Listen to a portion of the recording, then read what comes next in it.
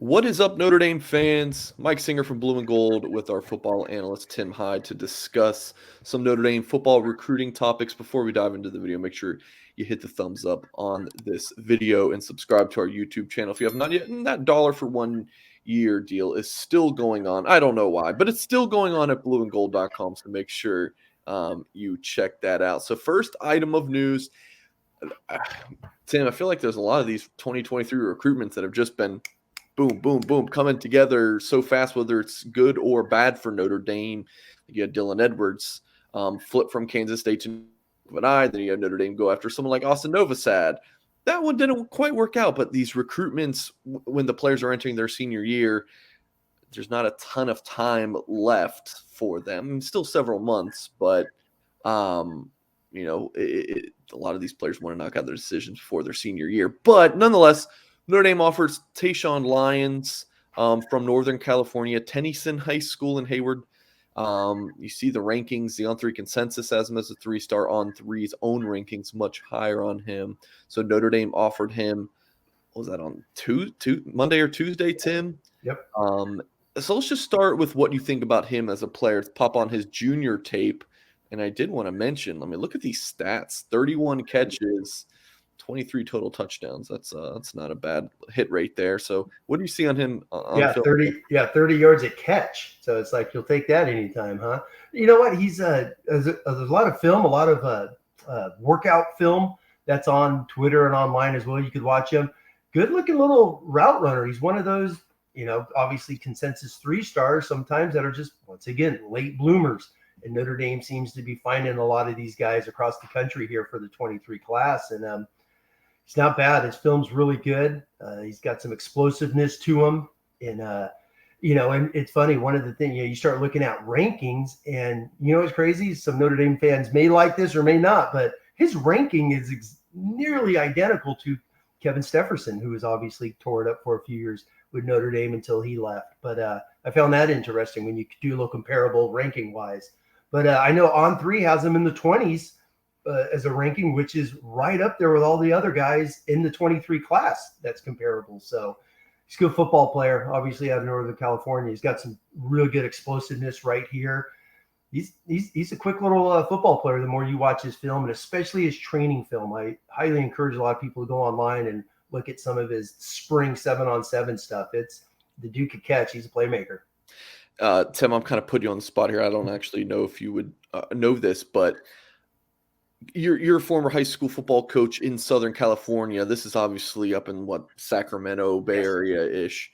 Do you know about the level of competition? Because I think a lot of Notre Dame fans are like, well, he's just so dominant. What's the catch here? Why doesn't he have higher rankings from all these services or, more big time offers? No. Great question. Northern California is dominated really by 4 or 5 schools. So that's the one thing, Southern California is so spread out.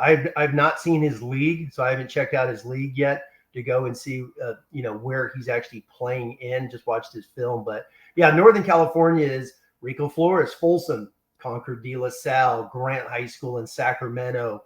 Those are the big boys that come off, the top of the head right away in Northern California. But yeah, he's explosive. There are some really good leagues, so I would love to see what league that he's in. I got a few friends that have played some Northern California schools, traveled preseason games up there, so I'd be curious what that is. But it's good.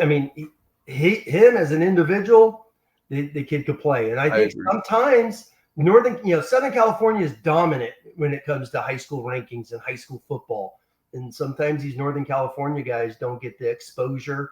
Quarterback plays a little bit different compared to Southern California as well. So, especially historically, when you look at Division I football players. Yeah, you can, when you watch high school film, you're like, okay, yeah, like is there a 5'8" defensive tackle? Like you can kind of tell. This does not look like bad ball by any means. And then Taeshaun is just so silky smooth. See him blocking 20 yards downfield. There's a lot to like to his game. So if he is a hidden gem, that's fine. On3 again has him ranked 191 in the country, number 28 receiver, I believe. He's fundamentally sound. I think he's someone you can play in the slot or the field or the boundary or clearly even running back, I guess. Geez, Tim. Little swing pass. Yeah, I mean, Well, and also real quick, Mike, when you go on the ring, I mean, you know better than anyone how, how many people play high school football? There's thousands upon thousands. And these rankings sometimes, I mean, I tell people all the time on the message board, you got to let rankings just take its time. What the first batch is never the final batch, as you know. They're constantly being updated, evaluated, making Tim, sure. rankings and offers. Offers, Yes. I mean, I think people get upset about rankings, but like what about and get onto the scouts, but like what about the hundreds of college coaches across the country who, are supposed to know these, be able to find these players as well. And well, look at Notre Dame just a couple of years ago, real quick. With when Mike Elko and Clark Lee got hired, I mean, they threw out 20 offers during the month of December, January. That's when they got tons of good football players in that 17 class. So I mean, they were throwing out offers left and right and late. And I think that's another thing that's not probably being talked about enough is this is a staff that's only been together for a handful of months. So they haven't been in the offices for 2 years recruiting. They're still evaluating, still spreading their tentacles and whatnot, and still finding football players. It is a brand new staff that has not even been together for an entire season yet. And as far as his recruitment goes, I did log a prediction for him to land with the Fighting Irish. I will admit it's a bit of a projection. August is a dead period. Lyons has never visited campus, but he has a family friend, Taylor Kraft, I believe her name is, who ran track for Notre Dame. His cousin is Tariq Bracy, who's, of course, a Notre Dame cornerback. I mean, Lyons told me when he was on the phone with Notre Dame getting that offer from Chancey Stuckey, the receivers coach, his dad was jumping up and down. Lyons was himself was having a hard time containing his excitement. So the prediction machine is leaning a little bit Washington, but I do like Notre Dame to eventually win this recruitment sometime this fall. Inspired by former Notre Dame Leprechaun Mike Brown, The Leprechaun's Game Day at Notre Dame is an officially licensed children's book that describes the beautiful pageantry of a football Saturday in South Bend. Follow the Leprechaun on an adventure from step off into the tunnel and on to Notre Dame's field as he leads the team to an Irish victory.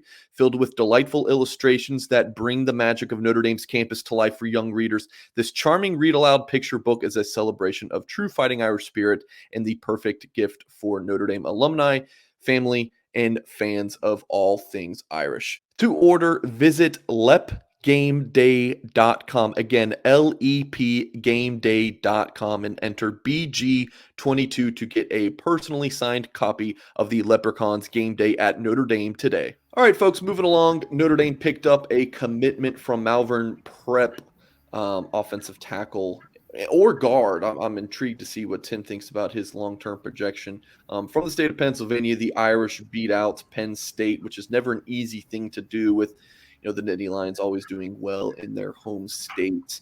And yeah, Tim, family full of Penn State grads and visits Notre Dame a couple times and went ahead and committed to the Irish. So, Tim, let's pop on his sophomore tape, and why don't you tell us what you think about him? Well, first off, it's, you just mentioned Penn State getting a great football player out of Pennsylvania. In the last 20 years, he's only going to be the 7th offensive lineman ND has gotten. You think Pennsylvania, they history of great ones there. So ND has not had a lot of them. And, outside of Robert Hainsey, IMG, but he's from, Pennsylvania. Peter Jones is going to be the 2nd highest ranked Pennsylvania football player they've gotten. So I thought that was pretty encouraging. Tell you one thing, he's big. He's big. First person I thought of instantly was just Tommy Kramer, just the size that Tommy played with, and Alex Bars as well. 2 big guys that could play tackle, obviously eventually moved to guard. So we'll see what Peter does. This is my favorite football player right there, that 51-second mark. You see him be able to rip reach, get outside, run the outside zone. Really good right there. Really good footwork, how he starts to work and get square and keep that leverage right there. I just love that football play. It's my favorite one, but big football player. The one thing I really love him watching offensive linemen for so many years is he's not a grabber. He's not a reacher. His hands are constantly inside tight to his chest, thumbs up as we call it, and just explode right there. Look at that. Elbows in tight and explosiveness. Not holding, not grabbing, because he can move his feet. That's, I think, an underrated thing in him. You see his size, his shoulders, but his feet are constantly moving. And, for those that watched the blue and gold video yesterday from practice, with Coach Heastan, you see those linemen feet constantly moving. And Peter Jones does that. And that's probably why, Harry Heastan made him a high priority, as, you'll talk about here in a second. Good kick step. On the pass pros, he's got a natural kick step where he stays square, base, really good in some of this film. So I like him. He's an outstanding football player, and where he plays, he's another, is he a Jagasaw type of a guy who's just going to be a right tackle mauler, or you're going to move him inside and he's going to be 330 pounds looking like Quentin Nelson inside. Who knows? Yeah. Notre Dame's offered 4 players in the 2024 class on the offensive line. And yeah, Jones is one of them. That's something that he was definitely honored by. And Tim, like when you see pictures of him and Marcus Freeman, and actually had an article up on blueandgold.com today, meet the 2024 commits, and the picture that's the one I'm talking about. That's the lead photo.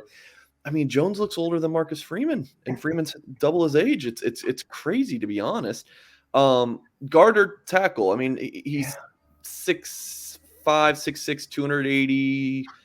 I think he told me he's clear to 3. He's looked at 285, but he told me he's 297 the other day. So it's not the easiest thing to project, a few years out. But do you like him at tackle or guard? Both. I mean, no, it's a great point. He's a perfect. He reminds me so much of Jagasaw as your prototypical right side power side, right tackle, right guard. He's going to be one of those, where, he's only a sophomore. So the projections, I think he's going to get much quicker because he already has excellent footwork, I think, as a sophomore. Look at his feet right there. He's not stiff. He's not slow. He's just big and really good footwork. He's very, very impressive as a sophomore and just exciting. There's a two-way guy playing D tackle. Look at the explosiveness he shows right there. So he definitely has the potential to be a right tackle down the road and be a Tommy Kramer type guy who played right tackle, obviously, to start. So, it's going to come with the development of Mill Wagner, Jagasaw, Page, Sullivan, Absher in this class. So Notre Dame has some, good tackle prospects to develop before Peter even shows up on campus. It's a great point, guys. He is a sophomore in high school. He's, entering his junior year right now, but that film we just watched was sophomore, and 6 commitments in the 2024 class for the Irish. So 2023 has been a lot of fun. 2024 shaping up to be another fantastic class for Marcus Freeman in his Notre Dame program. All right, folks, make sure you hit the thumbs up on this video, subscribe to our channel, and again, go to blueandgold.com for more Notre Dame Fighting Irish football and recruiting coverage. Appreciate you guys, and as always, we'll catch you next time.